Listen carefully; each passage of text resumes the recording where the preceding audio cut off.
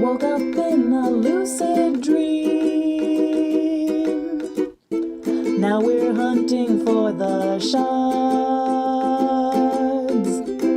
We might be an oddball team, but at least we've got no bards. World Walkers. Hey everyone, I'm Pedro, the GM and creator of World Walkers. In our last episode, the group boarded the Falcon, where Voss's quick wit prevented Captain Gideon from throwing her crew off the airship.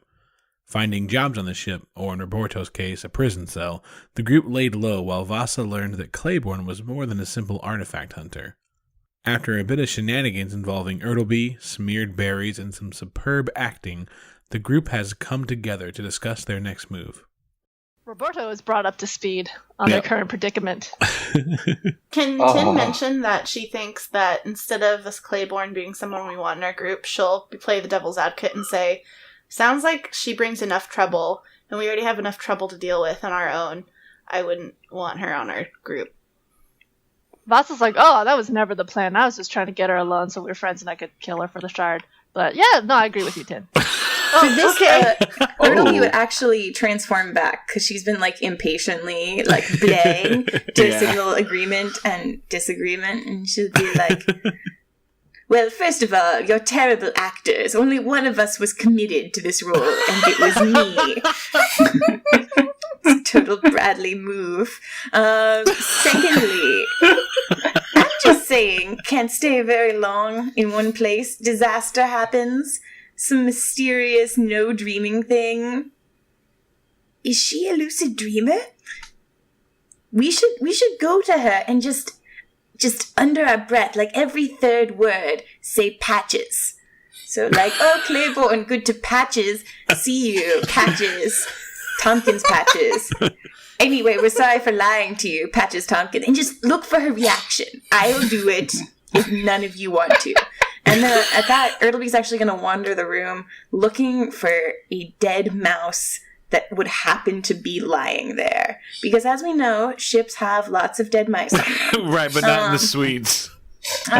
So she's going to be... It's also a nice suite. Yeah. She's going to be looking under everything. This is what she's going to spend her time doing, just looking for a dead mouse. Vasa says, what if we go to sleep right now, summon some of those nightmares, and maybe they'll kill enough of the crew that we can take over this ship? Do any of you know how to fly a ship? Yeah. Brummelstone? I mean, the Brotherhood of Greg does. I'll make a call. Vasa says, doesn't it just stay up on the air on its own? I think staying up in the air isn't too bad. I think landing might really be the problem. Yeah, I would say... okay, quick question. So... she has the shard with her on his ship, but just not with her on person? You haven't seen it. It doesn't mean she doesn't have it. It just means that she's not, carrying it around in a pouch that says, do not touch. So does that mean we can get it at night? How long does it take to get to where we're going? Both Tin and Ertleby would know. Cosmic is a huge city. It's actually a multi-layered city. And there's different types of businesses on each layer. It's not really a city people live in, though. It's purely for business. The reason is that it is home to the Jump Rail, which is a giant steam-powered monstrosity of a train that races all across the lands to several different kingdoms. And it's actually the main source of transportation for most of COG.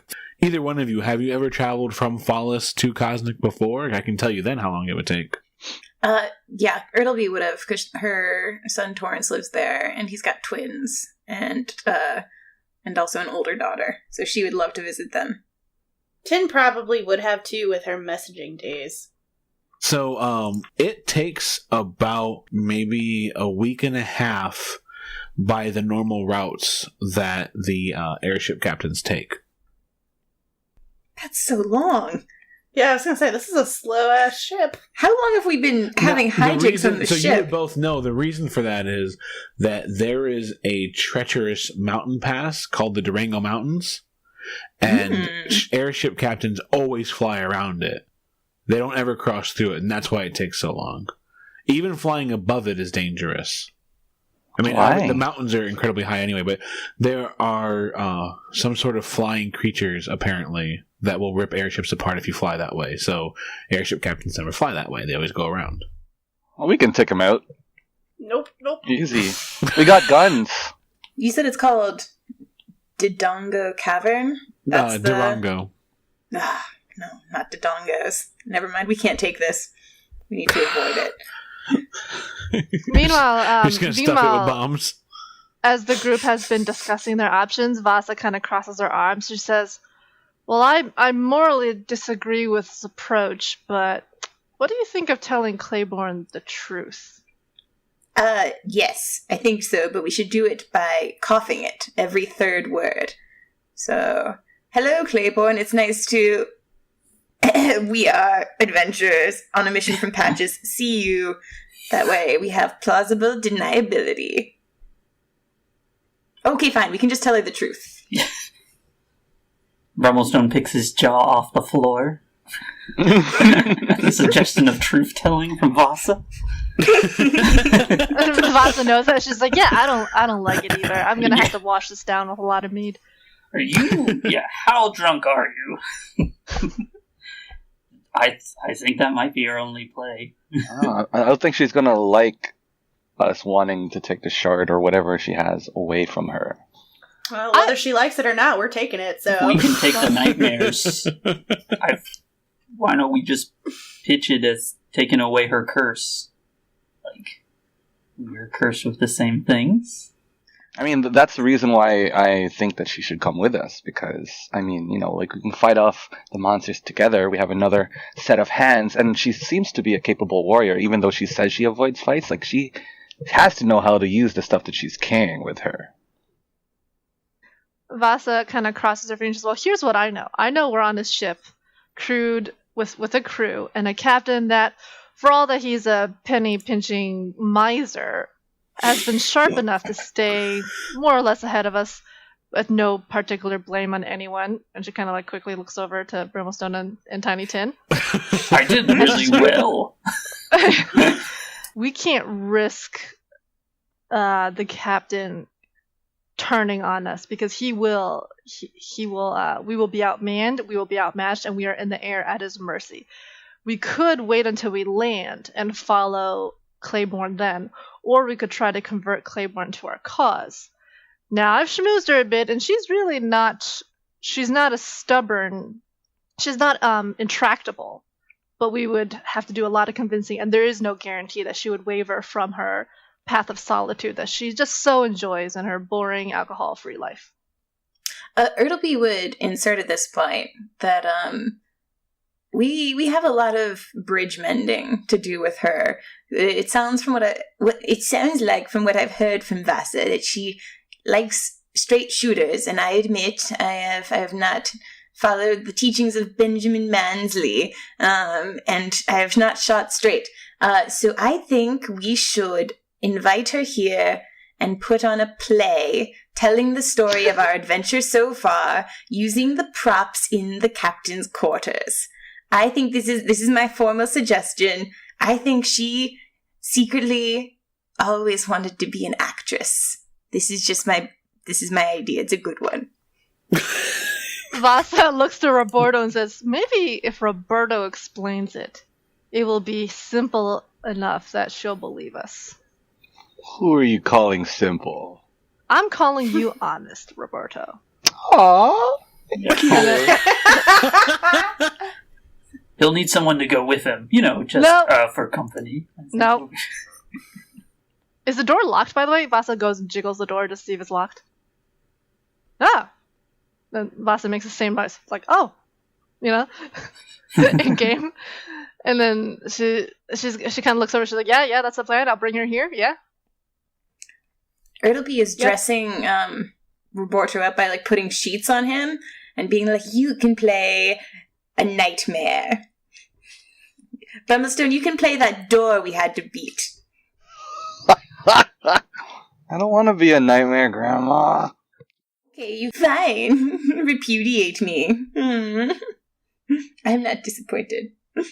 Vasa pauses and closes the door, and she says, on second thought, who says we have to tell Clayborne this truth on this ship? At least if we tell her this truth on land and things go south, we won't be at the mercy of the ship and the captain. Yes, I think that we should wait until our feet are on the ground. Okay. But that's gonna take forever. I didn't actually catch how long it's going to take. I just know last time we thought we were safe for a week, the nightmares came, even when we were in a city that could have, stones that could stop them. So we should also be on our guard. Maybe we should use the week to prep, battle stations or getting the lay of the ship, at least, in case things start to go awry. My brother brings up a very good point. That's why we actually should tell the captain. Well, the boss is like, well, no, fuck that guy.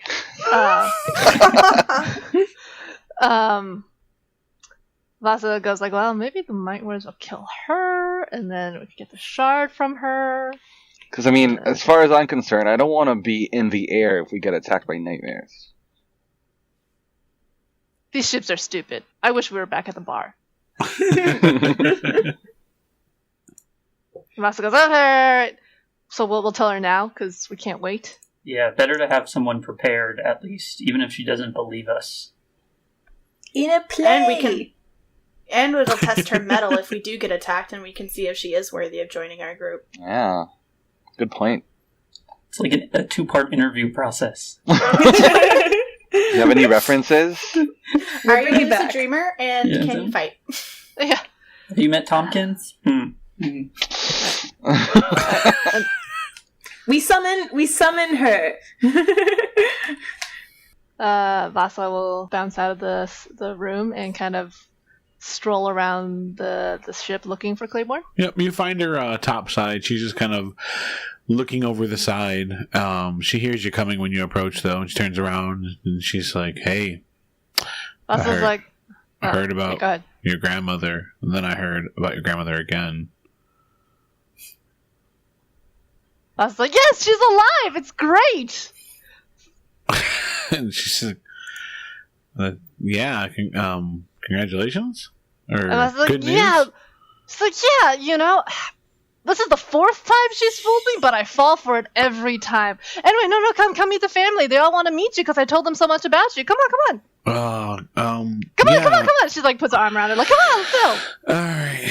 So she kind of slowly comes with you, and then she enters the room, takes a look at everybody, nods. Hello. Vasa very quietly closes the door and looks at Tiny Tin. It's like, yeah, Tiny Tin takes up her spot again and just kind of bounce her. Claiborne hasn't moved from the door. oh, okay. Like she took a step in, as soon as you close the door, she kind of puts her back to it. Yeah. Hello, Patches. Hello. Roberto kind of takes a look at Brummelstone to see his reaction to Clayborne. Now that she's within 5 feet of him.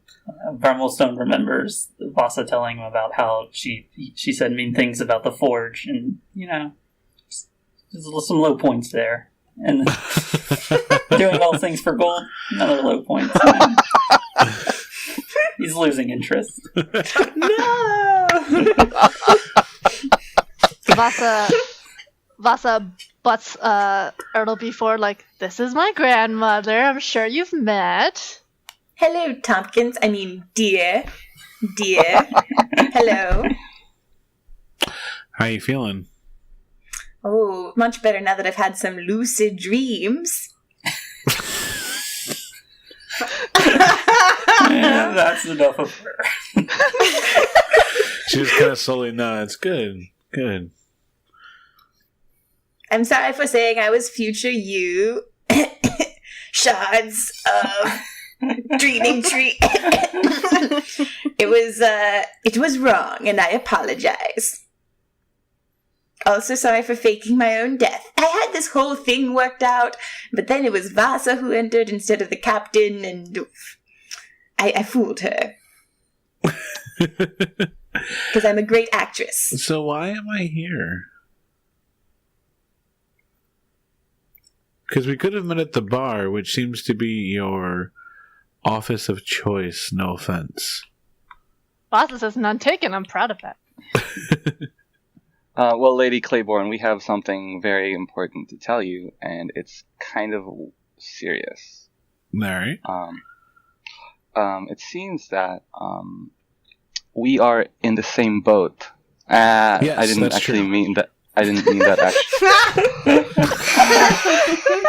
God damn it! I didn't. Oh, This is why Roberto's the one telling it. This is why This he's is telling perfect, yeah. guys, I just look. I turned to everyone. I'm like, I didn't mean it that way, guys. Stop it. Yeah, we know, just keep going, it's Damn okay. it. All right. We are in the same similar predicament as you, because after hearing your story about us being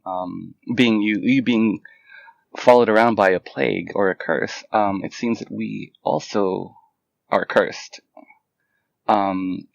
Every time that we go to sleep for extended periods of time, not every time, but once when we are in the same area for a long time, we may or may not get attacked by these shadow creatures. Well, you don't have to sleep. Oh, I don't have to sleep, but I mean everyone, like Vasa and Brummelstone and Grandma over here. Me especially. Yes, she sleeps like 18 hours a day. I don't know, like old people, right? I But almost died. yeah, I like to think that it would cut back and she would be asleep. Like, That's actually what happened. Undo everything I just said. Ertleby has fallen asleep. like you don't know how many times I have to hold an arm under her nose just to see if there's any like condensation. Like, but the fact of the matter is, like, we need your help, and we figured that you could use our help as well. What do you need? I guess I'm confused. So you're saying you're all cursed too? Yes. How did you become cursed?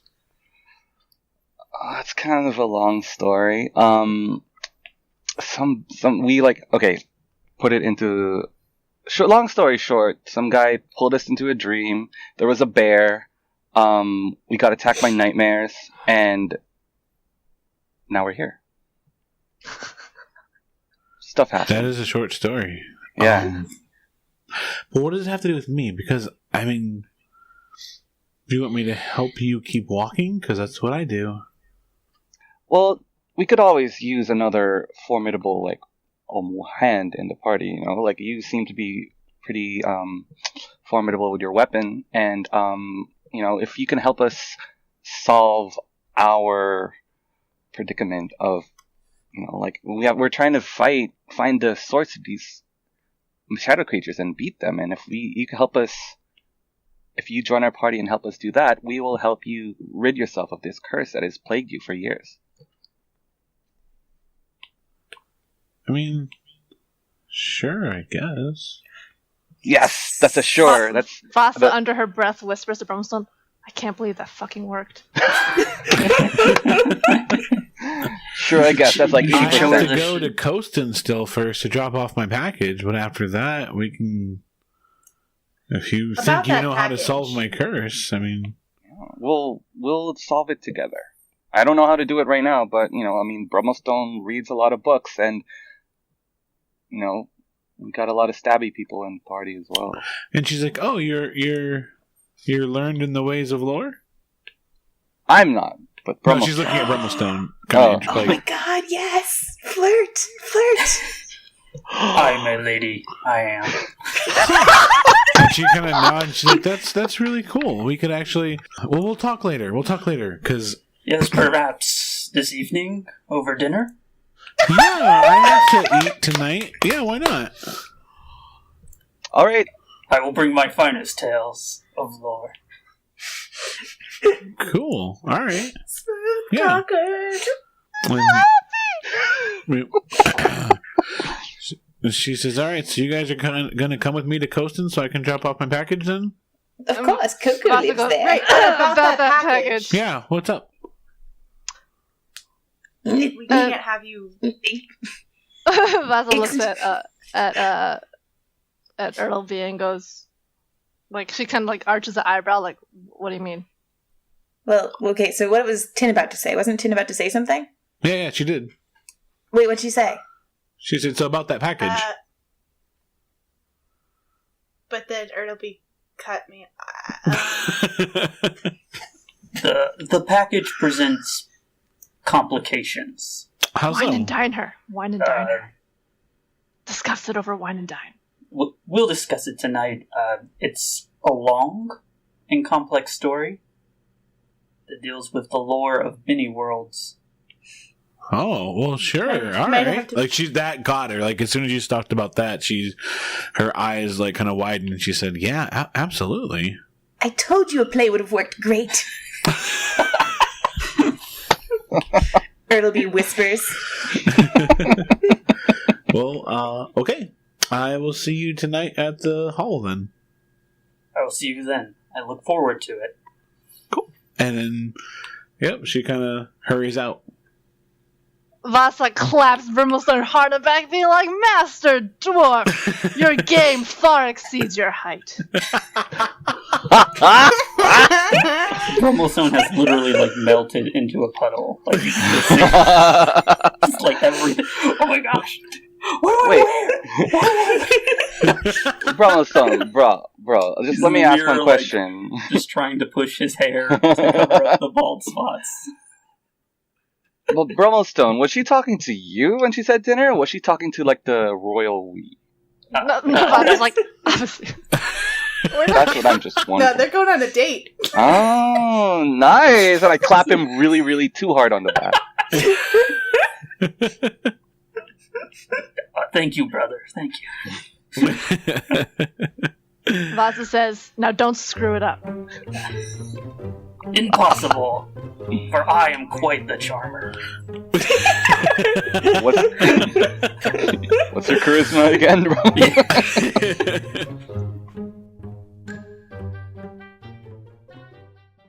That night, what have you decided to wear, Brummelstone? Well, you know, Brummelstone really only has two outfits, which is his blue cloak. That's his old master's cloak that's beat up. And then I think he took a cloak from the city of Cog, one of the Cog adventurers, just to help. That's right. To, like, cover him because he figured his cloak might stand out. Yeah. But she seems attracted by the lore, so he will wear his finest blue coat. He's been de-dusting it. It's like washing out goblin stains. All right. So, yeah, there's no other passengers on this ship, so it's just gonna be you two in the dining in the hall. Ooh. Just like you and just like Vasa and her earlier. Wait, there's no other passengers on the ship? Nope. Wait a second. This is suspicious. Are we flying over to Dongo Cavern? So you two sit down, and she sits down, and she's like, I don't want this to come out the wrong way, but I don't usually meet dwarves who are into anything but gears and cogs. As you can tell, I am not like the dwarves of your world. First off, this is my first airship. Second off, I'm not sure I could tell a gear from a cog. She's just shy, like, what do you mean from my world?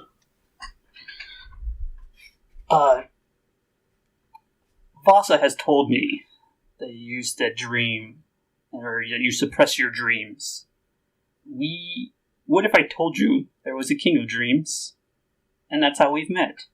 I'm sure you noticed my brother, Roberto. Yes, I refer to him as my brother, or he is family. That's nice.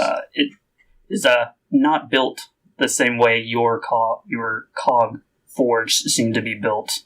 Yeah, he seemed simpler. I just figured he was like a prototype. Rude. He's more honest. He's not built for war. He's built with emotions. No, that's not rude. He's a person. He's unlike Tim. Yeah. Rude boy. Yeah. His primary purpose wasn't to win a war. It was to exist as a relation, as a protector. And I would proceed to help to tell the tale of how my family was erased, and describe to her the beautiful city that was once my dwarven town. Yep. So, yeah, she's utterly shocked the whole time, and she's like, "So you're telling me there are other worlds?" Yes. And you can walk between them? Like you found a way to travel? Yes. And this is where we think the nightmares come from. The beast we have described as the nightmares. And I would describe, how, and like mine takes form of this disease that wiped out my family. When hit, they seem to take on your greatest fear. And this would actually come back to earlier, as we discussed. The package that you are delivering is actually part of the world of dreams. And if we can gather all these shards of this world, we can push away the nightmares. You could stay in a beautiful city like Coastin. Perhaps you could settle down with a simple dwarf and start a family. She kind of smiles at that. She's like, kind of gets a little shy, and she's like, well, I think you're talking about two different situations. So, the creatures you've described, I've run into them before. But that's not what my curse is. Fascinating. Tell me more. I was exploring a set of ruins deep beneath the twisting... Oh, I'm sorry, you don't know... You're not from here. I was exploring a set of ruins deep beneath this place that... It's called the Twisting Swamps, and it is home to what a race of creatures believed was their god. It was actually this ancient dragon, which I don't know if you have dragons on your world, but we used to.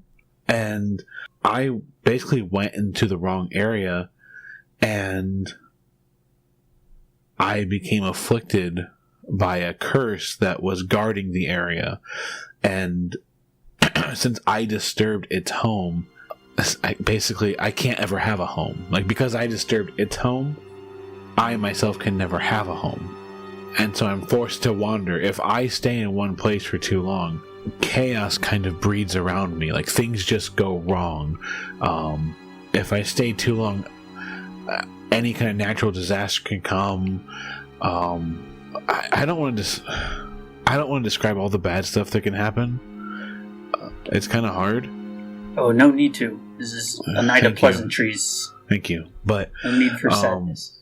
I have run into the creatures that you described before, and that's why I wear this necklace, but that's not tied to my curse.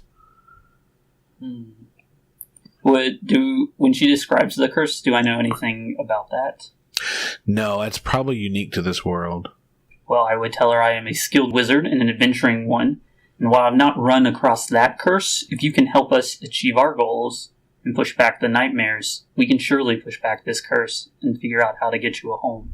Yeah, and then she reaches behind her back and she pulls out this small little pouch and she opens it, and this huge beam of light comes out and fills the area. She's, oh, God! And she shuts it and puts it back, and she's like, I was told I couldn't look at it. Sorry, I didn't know it was that bright. And she's like, she can barely see. And she says, yeah, so you want this... You want to take it from me? I mean, like, well, how about this? If you're offering to help me, this is supposed to be, like, pure inspiration, was how it was sold to everybody. And I don't really care if it's inspiration or not, but my employer does. He's a failed artist who doesn't really have what it takes to create anymore. And so he thinks that this thing is going to help him basically get back into the game, I guess. And so maybe we can just show it to him, see if it works. Maybe he doesn't need to keep it. Like, come with me, we'll drop it off. We're going to be in Cosnick in, like, 2 days, so... Wait, 2 days? Yeah. I thought it took, like, a week. That's what Grandma was describing it as. Oh, yeah. It's a week and a half you go around the Durango Mountains. God damn it. Dodongo Caverns.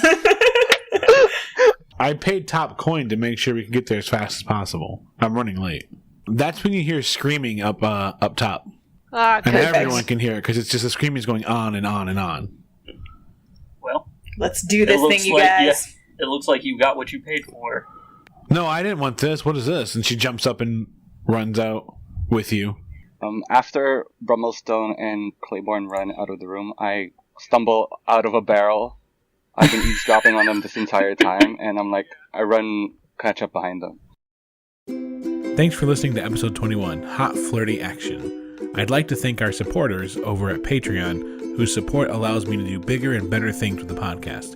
If you're interested in seeing what we're up to, head on over to patreon.com/worldwalkers and check us out.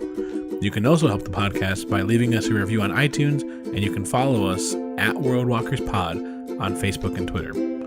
I wanted to thank Kevin MacLeod over at Incompetech.com for the music in this episode, along with Syrinscape, who provided the sound effects you heard. You can find them at Syrinscape.com. Oh, that's it. It's the pan, we run off, the shot stays, and everyone pops up from various... Yeah, Roberto was hiding the whole time. Vasa slinks out from under a table in the room. Tim just, falls from the chandelier. I'm going to give it to Enzo, because he sent me this message that he wanted to be there the whole time. Oh, okay. Yeah. I love it. Wait, describe again how he was hiding? The camera pans over and he's in a barrel, just completely tucked in. The barrel was not going to hold much longer anyway, so this is for the best. It would be funny too if, as running, it would be Brummelstone, because his 16 passive per perception would be come on. That's fair, unless you want to contest it with a stealth check, Enzo. I'm probably gonna fail, but let's try it.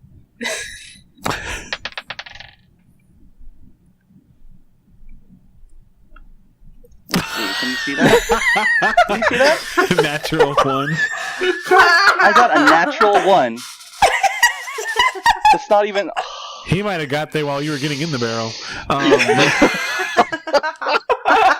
The whole time my Don't mind legs him, and that's my hands brother. were sticking out that entire time. Yeah, your head's just slightly above and you have your fingers. Oh my god. What Roberto didn't notice was the whole time Brummelstone was trying to draw attention away from it. He saw that, he was just he's got to learn sometime. This is how he learns how a date happens. It's a good elderly brother thing to do.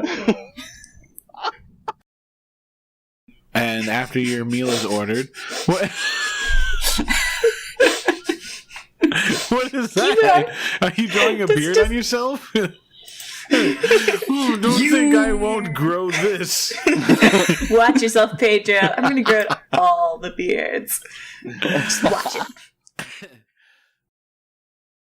I paid top coin to make sure we can get there as fast as possible. I'm running late. Doesn't he get this at this moment, you hear, we hear this, very angry, it's almost fuck it, but as a squeak, and you, look over, and there's Ertleby just, off to the side, stomping on her little mouse Ertleby.